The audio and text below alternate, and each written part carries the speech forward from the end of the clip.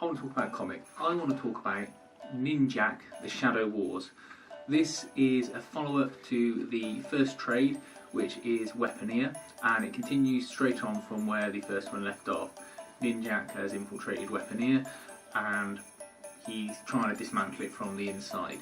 He's learning who the other members of Weaponeer, this sort of Spectre-like group, are, and taking them down one at a time. What it transpires is that each member of Weaponeer has trained at the same place Ninjak did, and you slowly learn through the book in flashbacks, not that are nicely paced out throughout it, the history of Ninjak's training, along with the confrontations that he has with all the various parties involved. Certainly has a deeper relationship with than others. The plot of this one is a lot more straightforward and linear than the first book, which is okay, I suppose. If I really enjoyed the way the first book worked, and this is, as I say, a lot more straightforward, but what you get from that is a lot more action.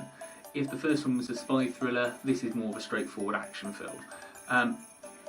The scenes where you see his training on this mountain with this monk that has been foreshadowed throughout the other book are really good. They're my favourite bits. To be honest, I found the battles with the different members of Weaponeer, each who have different powers that were granted to them from their training, weren't actually that good.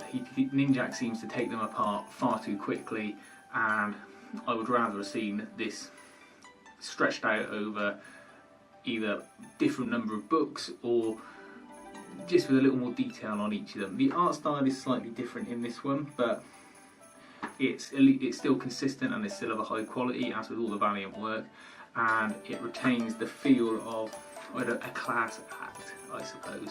The most disappointing part was the final person who Ninjak faces, whose powers are having extra tiny little hands, which, to be honest, are pretty pathetic when you're against a bloke who's got a great big sword and can just chop them off if he wants to. Other than that, it's a fun read.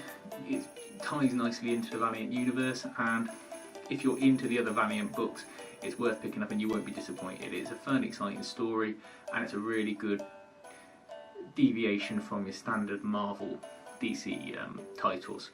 So yeah, Ninjak, The Shadow Wars, pick it up, check it out and let me know if you've got any different views on the matter.